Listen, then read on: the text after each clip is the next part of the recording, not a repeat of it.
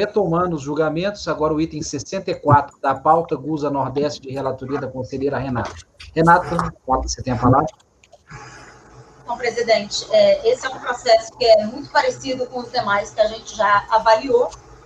Aqui tem um item a mais diverso daqueles que a gente estudou, que seria a aquisição de insumo por pessoa física. Os demais continuam os mesmos itens, que seria a aquisição dos inaptos e inativos, e a questão da prestação de serviços de transporte do minério de ferro. Nesse aqui, o 64, não tem aquela questão das receitas, no caso da não existência de receita no mesmo mês em que houve a aquisição do insumo, que a gente discutiu nos processos anteriores. Então, aqui, o motivo de insurgência do contribuinte seriam os insumos adquiridos de pessoas jurídicas isentas e inaptas, a aquisição de insumo de pessoa física e a questão do transporte do minério de ferro, que a gente já avaliou. De tudo que a gente já falou, só não avaliei ainda a aquisição de insumo de pessoa física, que é o terceiro item desse voto, que eu faço a leitura para depois a gente analisar o colegiado. Ok? Que falhou um pouquinho, não tem aqui a questão da receita de importação, né? Não tem. Os dispêndios com exportação. Isso. Então, eu peço que vocês vão até a página 11, que trata do único item que não foi discutido ainda, que é a aquisição de insumos de pessoas físicas. Alega recorrente que possui direito ao crédito decorrente da aquisição de carvão vegetal de produtores, pessoas físicas, já que estes exercem atividade mercantil com habitualidade, equiparando-se às pessoas jurídicas, a teor da legislação que trata sobre o imposto de renda e a CSLL, que se aplicariam subsidiariamente às contribuições ao PIS. Eis então o conteúdo dos dispositivos que fundamentam a argumentação da recorrente. Então, eu colacionei aqui os dispositivos do regulamento do imposto de renda que tratam sobre o tema. No tocante a esse ponto, não assiste razão à recorrente. A aquisição de bens e serviços de pessoas físicas para fins de apuração do crédito da contribuição ao PIS e à COFINS não merece maiores delongas, uma vez que sobre a questão não pairam controvérsias. A Lei 10.833 e a Lei 10.637, nos seus artigos 3º, parágrafo 3º, inciso 1º, foram expressas ao prever a impossibilidade de desconto do crédito não cumulativo nas aquisições realizadas por pessoas físicas. Confira. O direito de crédito aplica-se exclusivamente em relação aos bens e serviços adquiridos por pessoa jurídica domiciliada no país. A interpretação da legislação é clara e precisa, não comportando divagações. Caso o legislador pretendesse incluir, para a acusação do crédito, os bens e serviços adquiridos das pessoas físicas e equiparadas a jurídicas, o teria feito expressamente, assim como fez na determinação dos contribuintes das contribuições ao PIS e à COFINS, conforme a legislação acima colacionada. Ademais, não é possível fazer interpretações extensivas quando se analisa a legislação que impõe benefício fiscal, como é o caso dos créditos PIS e COFINS não cumulativos. Nesses casos, a interpretação da lei deve ser literal, como determina o artigo 111 do Código Tributário Nacional. A posição acima explanada, inclusive, representa entendimento atual desta turma, deste Conselho Administrativo, como se pode observar por todos no Acórdão 3402-007-345, 19 de fevereiro deste ano, de relatoria do eminente conselheiro Silvio Renan, cuja ementa a hora se transcreve. A aquisição de pessoa física e crédito, vedação de COFINS, que as leis em regência vedam um desconto de crédito básico de não cumulatividade relativos a aquisições de pessoa física, sendo, portanto, vedada ao CARF desconsiderar a lei sob o fundamento de sua inconstitucionalidade. Ante o exposto, conheço e dou parcial provimento para conhecer os créditos em insumo decorrentes, no caso aqui, da prestação de serviços de transporte de minério de ferro, apelada à exportação, seria como voto. Foi aqui, é o que sobrou daqueles anteriores. Então, aqui... Ok, mas não é atrelado ao minério de ferro, né? Os créditos de insumo decorrentes da prestação de serviços vinculados ao transporte de minério de ferro, ponto. Isso. Aqui, nesse caso, eu tinha colocado, vinculado ao processo produtivo, que eu tinha colocado antes, mas da forma como a gente julgou anteriormente, mantém o mesmo... Ok. dispositivo. Ok, então, conselheiro Pedro, aqui é só a questão do prestação de serviço. Presidente, posso só fazer um... Desculpa. Pois não? Para a gente não se alongar, mas, Renata, você acha mesmo que é benefício fiscal para falar do 111 do CTN? Porque para mim é crédito da não cumulatividade, entendeu? É disciplinado em lei e a gente segue a lei. Eu não chamaria de benefício fiscal para falar que tem que ter interpretação restritiva. Mas está na lei, entendeu? E é a lei que a gente segue. Sim. Porque senão eu achei forte, assim, eu acompanharia pelas conclusões. Se estiver falando do 111. Não sei o que a turma pensa, mas eu nunca imaginei crédito de PIS/COFINS como benefício fiscal. É a regra da não cumulatividade que está na lei. É de 833/2037. Concordo com você, Thaís. Também. Você topa tirar? Tirei já. Legal, obrigada. Obrigado. Então, conselheiro Pedro. Com a relatora. Cíntia. Com a relatora. Renan. Com a relatora. Marcos. Com o relator. Sabrina. Com a relatora. Thaís. Acompanho. Então, acordo os membros do colegiado, por unanimidade de votos, em dar parcial provimento ao recurso voluntário para reconhecer os créditos de insumo decorrentes da prestação de serviços vinculados ao transporte de minério de ferro, ponto. Agora vamos para o item 65 da pauta, também da Renata Guz, da Nordeste. Esse aqui é com relação a fornecedores irregulares, a questão do transporte e a mesma coisa do anterior, igualzinho. E aquisição de pessoa física. Tá, Aí então, eu vou tirar. você está dando provimento parcial para o transporte. Isso. Pedro, como vota? Com a relatora. Cíntia? Com a relatora. Renan? Com a relatora. Marcos? Acompanho. Sabrina? Com a relatora. Thaís? Acompanho. Eu também acompanho. Então, 65 acorda os membros do colegiado, por unanimidade de votos, em dar provimento parcial ao recurso voluntário para reconhecer os créditos de insumo decorrentes da prestação de serviços vinculados ao transporte de minério de ferro. Vamos agora para o 66. É idêntico também, acabei de olhar aqui. Tá, então, mesmo resultado, todos. Então, 66, acordo os membros do colegiado, por unanimidade de votos, em dar parcial provimento ao recurso voluntário para reconhecer os créditos de insumos decorrentes de prestação de serviços vinculados ao transporte de minério de ferro. Fechamos todos os da Gusa. Obrigado, Renato. Obrigada. Passamos agora para o Alcides José Costa, Advogados Associados, escritório do professor Alcides. Vamos lá, para quem é lá do São Francisco, né? Eu estava curiosa. O caso simples é uma proposta de diligência, porque tem prova e não foi apreciada a prova. Deixa eu abrir aqui. E os valores são ínfimos também. Vamos abrir o primeiro, 93. Caso muito simples, os documentos. A questão é se parte da receita auferida pelo escritório é receita de exportação de serviço.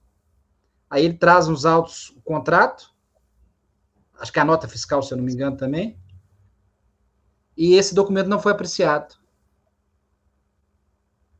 Então, se aquilo é suficiente, creio que é suficiente para baixar em diligência. E a unidade de origem apreciaria a suficiência do crédito. Deixa eu abrir o voto aqui.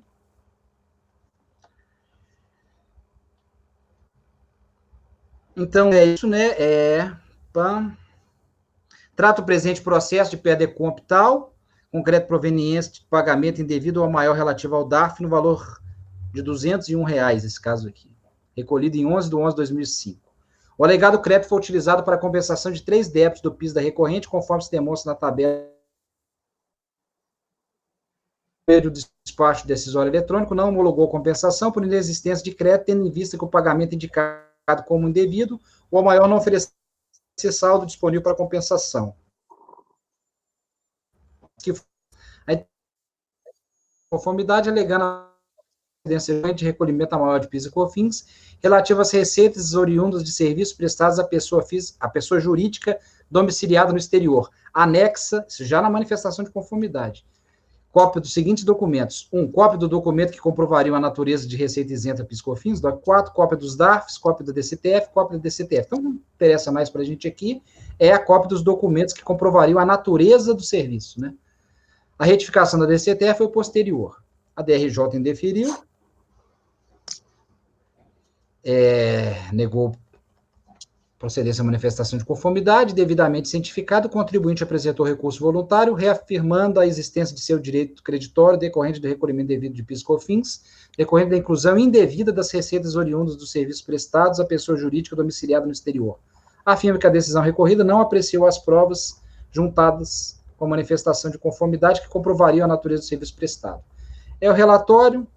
Então, o ponto aqui, gente, é esse documento aqui que comprovaria que uma prestação de serviços a pessoa jurídica domiciliada no exterior no valor de R$ 22.128,41. E daí, todos os demais processos referem-se à derivação disso aí.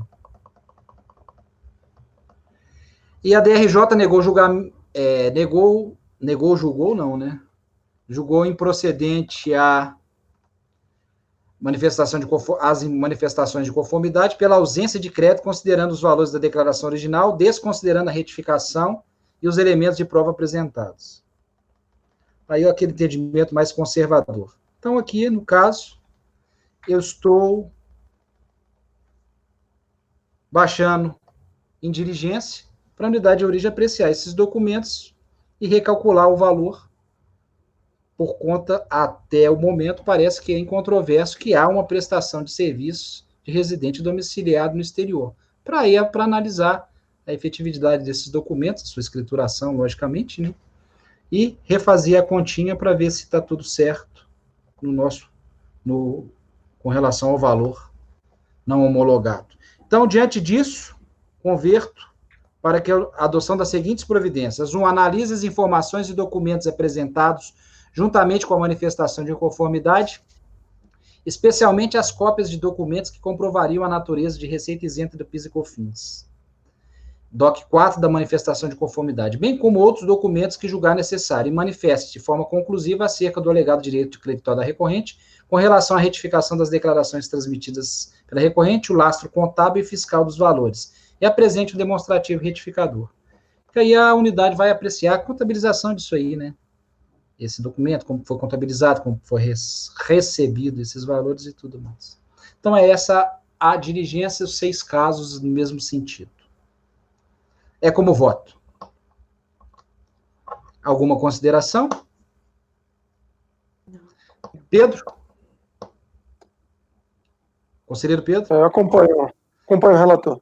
Ok. Cíntia? Acompanho. Renan? Com o relator. Renato? Acompanho o relator. Marcos? Acompanho o relator. Sabrina? Acompanho. E Thaís? Com o relator.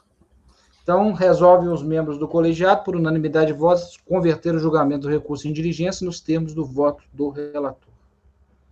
Esses são os casos do...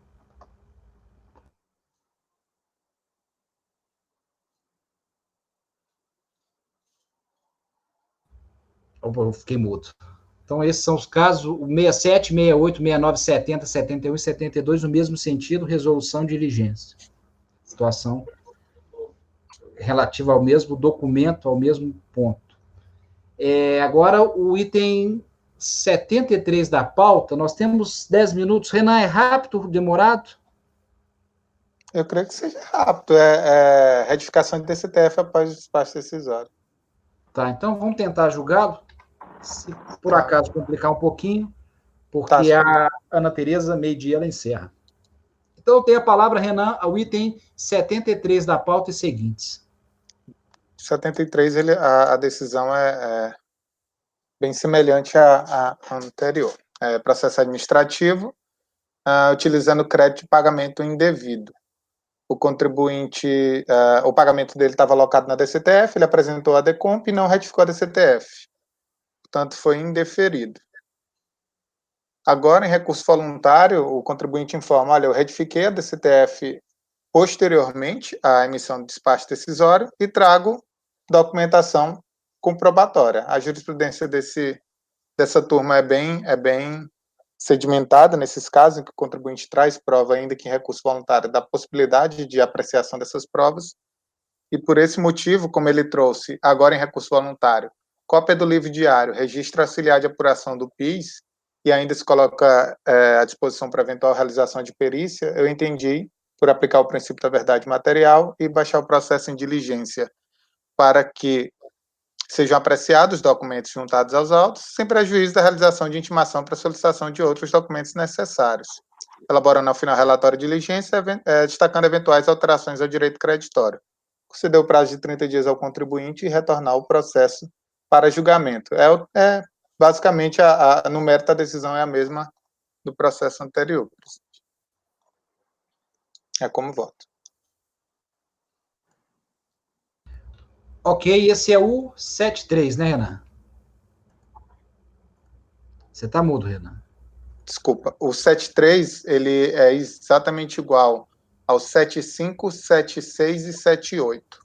Tá, então vamos julgar o 73, 75... 76 e 78. Ok, diligência para a unidade de origem apreciar os documentos. Ok. Isso. Conselheiro Pedro? Acompanho o relator. Cíntia? Acompanho o relator. Renata? Relator. Marcos? Acompanho. Sabrina? Acompanho. Thaís? Acompanho.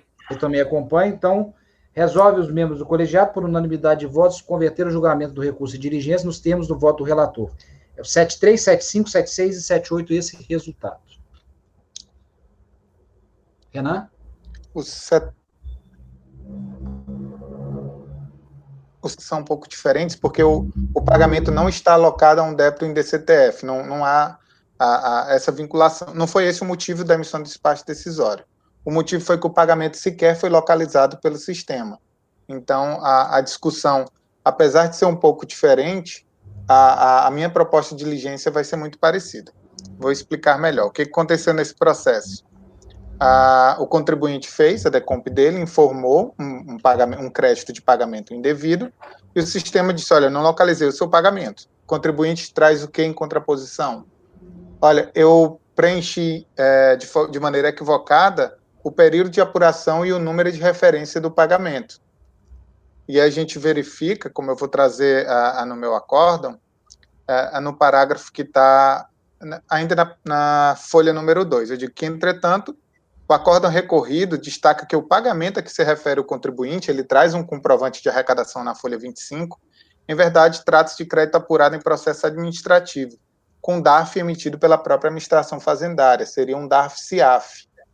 Só que essas informações, na verdade, nos autos processuais, ao consultar, eu não encontrei essas informações de uma maneira clara. Então, para não negar provimento sem ter certeza do conteúdo, eu entendi que seria melhor, primeiro, a realização de uma proposta de diligência, para que a unidade de origem, a princípio, esclareça quanto à questão desse DAF, desse comprovante de arrecadação que foi juntado da folha 25, se ele, de fato, é um pagamento realizado pelo contribuinte ou é um DARF-CIAF, são os DARFs emitidos pela própria administração fazendária para fins operacionais.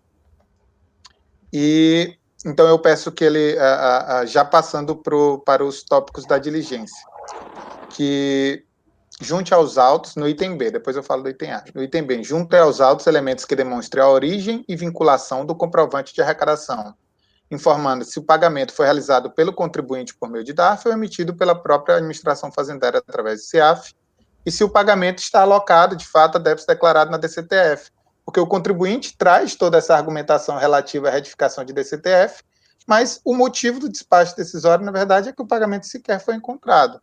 Então, eu peço para que a unidade de origem esclareça, antes de mais nada, os dados desse pagamento, e, posteriormente, a minha proposta de diligência vai ser idêntica à proposta do processo anterior, já que o contribuinte traz agora, em recurso voluntário, documentos contábeis que justificariam a existência do crédito. Então, o item C é justamente que se aprecia a documentação comprobatória juntada pela recorrente, se necessário, realize novas diligências, verificando a existência do direito creditório alegado decorrente da retificação da DCTF realizada pelo contribuinte. E, ao final, elabore um relatório de diligência. Então, nesse caso, a única diferença, colegas, é que o pagamento em si ele sequer foi encontrado e há uma discussão se, de fato, esse pagamento foi realizado pelo contribuinte ou não. Então, eu peço, fisco, esclareça a natureza desse pagamento, a vinculação ao DCTF ou não, e, posteriormente, aprecie as provas que o contribuinte trouxe em recurso voluntário. Nesse processo especificamente, eu peço ainda que seja confirmada a data de apresentação do recurso voluntário, porque está cortado no processo e não dá para verificar. E a proposta de diligência é essa. Ok. Esse é o 75, né? Não, esse é o 74. É o 74 e o 77, a única diferença é que não tem, conseguir enxergar a data do recurso voluntário. O restante é exatamente igual. Tá certo. Então, nós estamos votando o 74 e o 77. Isso. Diligência também, um pouco diferente da outra. Conselheiro Pedro? Acompanho o relator. Cíntia? Acompanho o relator. Renata? Acompanho o relator. Marcos? Acompanho o relator. Sabrina? Acompanho. Thaís? Acompanho. Também acompanha. Então, resolve os membros do colegiado, por unanimidade de votos, converter o julgamento do recurso de diligência nos termos do voto do relator. O 74 e o 77, com a única diferença que não tem a questão da data. É a data, né? Da apresentação do recurso voluntário. Está legível no 77. Perfeito. Então, fechamos, então, todos os processos da manhã de hoje, dentro do prazo regulamentar. Parabéns a todos, que era uma pauta com muitos processos, ainda que vinculados, né? Mas ainda assim é muita coisa. Meio-dia a gente retorna, então, às 14 horas. Então, encerrada a sessão de julgamento da manhã do dia 21/9/2020. Obrigado a todos, podemos encerrar a gravação.